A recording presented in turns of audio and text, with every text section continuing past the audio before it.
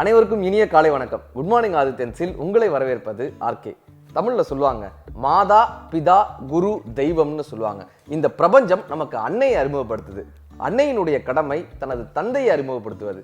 தந்தையினுடைய கடமை நல்ல குருவையும் நல்ல ஆசிரியரையும் அறிமுகப்படுத்துவது. ஆசிரியரினுடைய கடமை சாதாரணமாக இருக்கக்கூடிய ஒரு மாணவனை தெய்வ நிலைக்கு உயர்த்துவது ஆசிரியரின் கடமைன்னு சொல்லுவாங்க. அந்த வகையில் நீ இதுதான்ப்பா, நீ ஒரு பேச்சாளன்பா, நீ ஒரு எழுத்தாளன்பா, நீ ஒரு நடிகன்பா, நீ ஒரு ஓவியன்பான்னு ஒருத்தனை நீ யார் என்பதை அறிமுகப்படுத்துவது ஆசிரியரினுடைய கடமைன்னு சொல்லுவாங்க. ஆசுனா குற்றம், அறிதல்னா களைதல். ஒருவனுடைய குற்றத்தை களைந்து அவன் யார் என்று அவனுக்கே அறிமுகப்படுத்துவதால் ஆசிரியர்கள்னு சொன்னாங்களாங்க.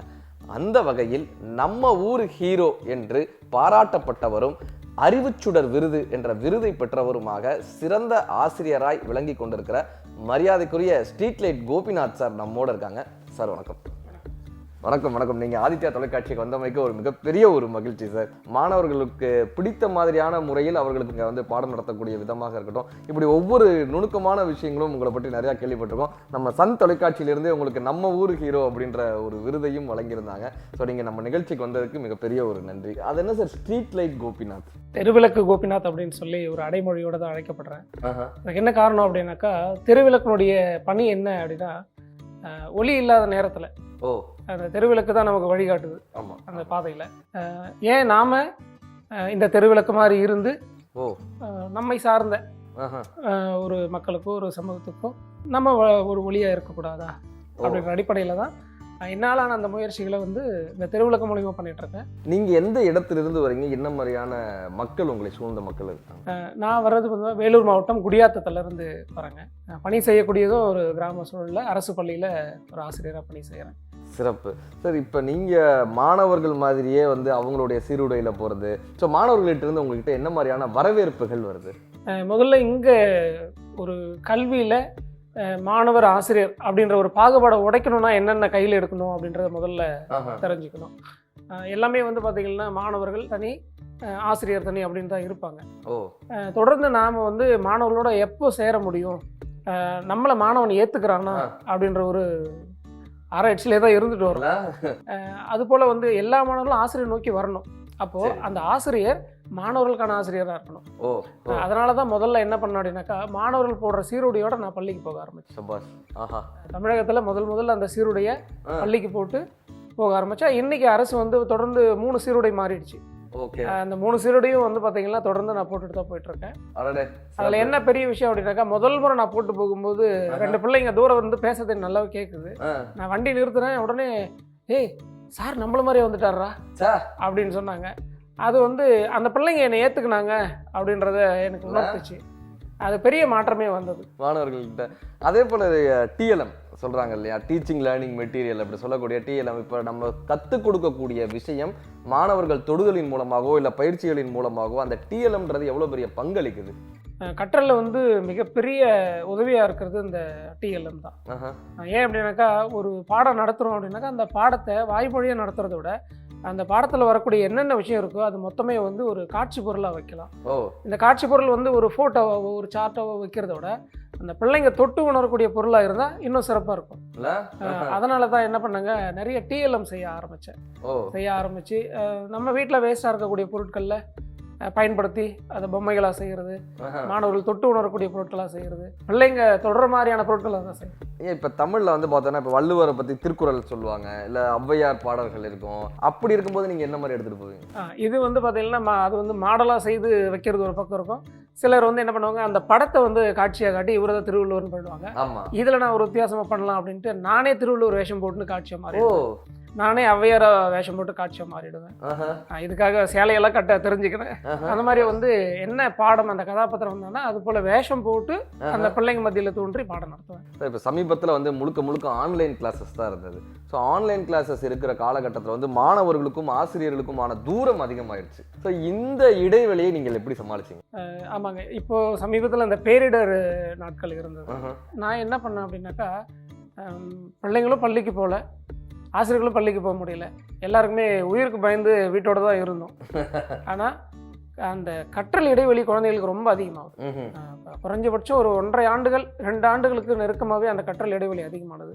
சரி இதை எப்படியாவது உடைக்கணுன்ற முயற்சியில் நடமாடும் பள்ளி அப்படின்னு சொல்லி ஆரம்பிச்சேன். இப்போ அந்த மாணவர்கள் இருக்கக்கூடிய அந்த பகுதிக்கு நான் என்ன பண்ண அப்படின்னாக்கா, என்னுடைய இருசக்கர வாகனத்தில் கரும்பலகை ஒன்று எடுத்துட்டு போர்டு வச்சுட்டு முன்னாடி வந்து ஸ்பீக்கர் வச்சுக்குவேன். சரி. வண்டி எடுத்துகிட்டு போயிட்டு அந்த கிராமத்தில் ஒரு பொதுவான இடத்துல நிறுத்திட்டு அங்கேருந்தே மைக்கில் கத்தி பாடம் நடத்துவேன்.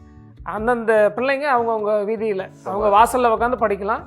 நானும் இடைவெளியோடு தான் அவங்ககிட்ட மாஸ்கெல்லாம் போட்டு போயிட்டு நடத்தினேன். இது தொடர்ந்து ஒரு 3 கிராமத்தில் செய்ய ஆரம்பித்தேன். அந்த மாதிரி கல்வியை கொண்டு போய்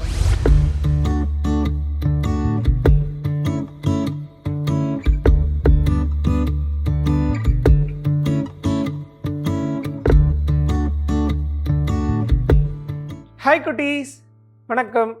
நான் உங்கள் கோமாளி மாமா. உங்களுக்கு எல்லாருக்கும் கதைன்னா ரொம்ப பிடிக்கும் தானே?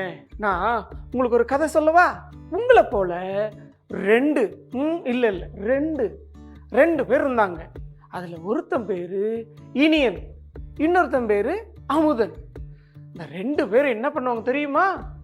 விளையாட்டுனா அவங்களுக்கு ரொம்ப பிடிக்கும். உங்களுக்கு விளையாட்டு பிடிக்குமா? எனக்கும் ரொம்ப பிடிக்கும் விளையாட்டு தான்.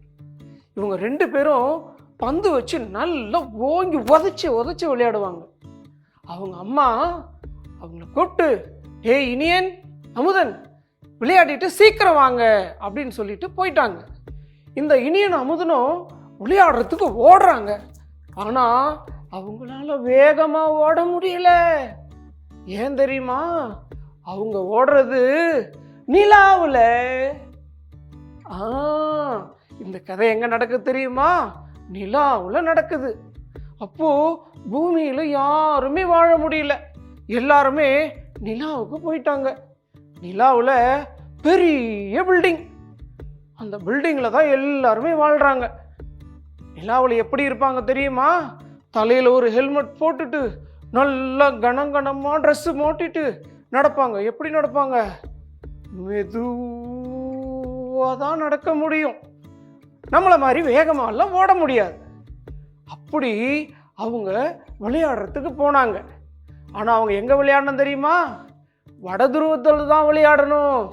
தென் துருவத்துக்கு போகவே கூடாது. அங்கே ஒரு கட்டுப்பாடு வச்சுருந்தாங்க. சரி, வட துருவம் தென் துருவம் எப்படி பிரிப்பாங்க? அங்கே கோவிந்த்னு ஒரு தாத்தா இருந்தார். அந்த தாத்தா செடி நட்டு நிலாவில் கிடைக்கிற அந்த தண்ணியை வச்சு அந்த செடியெல்லாம் வளர்த்துட்டு வந்தார். எங்கே வளர்த்தார் தெரியுமா?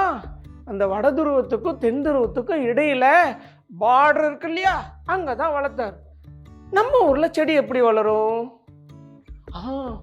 நல்ல பச்சை பசேன்னு வளருமா? ஆனால் அங்கே வளர்கிற செடியில் இலையெல்லாம் நீல வண்ணத்தில் இருக்கு. நீல வண்ணம் பார்த்துருக்கீங்களா? நம்ம வானம் இருக்கு பார், அந்த வண்ணத்தில் செடி வளருது. 4 அடி தான் அந்த செடி வளருமா. அந்த செடி இருக்கிற இடம்தான் பார்டர். இதை தாண்டி அவங்க போகக்கூடாது. இங்கே தான் விளையாடணும். இந்த இனியன் அமுதனும் விளையாடுறதுக்கு இடம் பார்த்தா ரொம்ப சின்னதாக இருந்தது கிரவுண்டு. ஆனால் இதை தாண்டி போனால் பெரிய கிரவுண்ட் இருக்கு. இனியன் அமுதனு கூப்பிடுறான், ஏய் அமுதா வா அங்கே போகலாம் அப்படின்னு. அம்மாவுக்கு தெரிஞ்சா அடிப்பாங்க, வேணாம் அங்கே போகக்கூடாதுன்னு சொல்லியிருக்காங்கன்னு. டேய் அதெல்லாம் சும்மாடா, வாடா பார்க்கலான்னு சொல்லி அந்த தென்துருவத்துக்கு போகிறாங்க. போயிட்டு பந்தை ஓங்கி அடிக்கிறான்.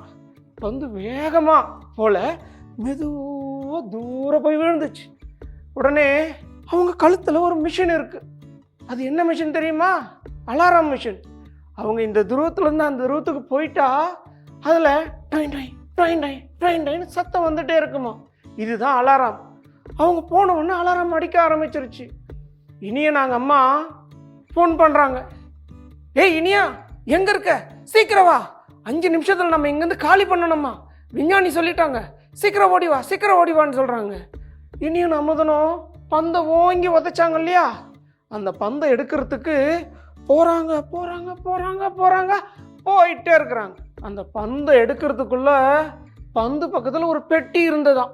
இனியும் அமுதனும் அந்த பெட்டி எடுத்துட்டு அவங்க அம்மா கூப்பிட்ட இடத்துக்கு போகிறாங்க. ஏண்டா கூப்பிட்டாங்க அவங்க அம்மா? ஒரு பெரிய விண்வெளி கப்பல் வருதான், அந்த கப்பலில் ஏறி அவங்க போகணுமா, அந்த இடத்த காலி செய்யணுமா. இவங்க நடந்து வர வேகமாக வர முடியாது தானே, நடந்து வர நேரமாயிடுச்சு. அதுக்குள்ளேயோ அந்த விண்வெளி கப்பல் போயிடுச்சு. எல்லாரும் இந்த இனிய நாமதனை கரிச்சு கொட்டுறாங்க. உங்களால தான் லேட்டு, நீங்க பசங்களா அடா போடா அப்படின்னு சொல்லி என்ன பண்றாங்க, கரிச்சு கொட்டுறாங்க.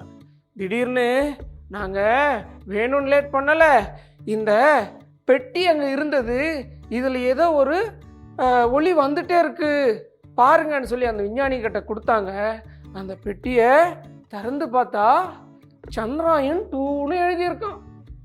சந்திராயன் 2னா என்ன, எங்க கேட்ட மாதிரி இருக்குல்ல? சந்திராயன் 2னா என்னன்னு நீங்க எனக்கு சொல்றீங்களா? நான் இப்போ போய் வரட்டுமா? Bye sir. உண்மையிலே சொல்லணும்னா இந்த நேர்காணல் வந்து ரொம்ப ஒரு சுவையான நேர்காணலாக இருந்தது. புதிய தகவல்கள் இருந்தது. இந்த டீச்சிங் லேர்னிங் மெட்டீரியல் பற்றியாக இருக்கட்டும், இல்லை நீங்கள் செய்யக்கூடிய அந்த தனித்திறமைகளாக இருக்கட்டும், நீங்கள் வந்து இங்கே நடித்து காமிச்ச விஷயங்களாக இருக்கட்டும், எல்லாமே நாங்கள் எல்லாரும் கிளம்பி உங்களுடைய வகுப்புக்கு வந்து உங்களுடைய வகுப்பை வந்து நேரில் பார்க்கணும். உண்மையிலேயே இந்த நேர்காணல் மிக சுவையான ஒரு நேர்காணல் இருந்தது. நீங்கள் வந்தமைக்கும் ஆதித்யா தொலைக்காட்சியில் அத்தனை பேருக்கும் வாழ்த்தியமைக்கும் ரொம்ப ரொம்ப நன்றி சார். நன்றி.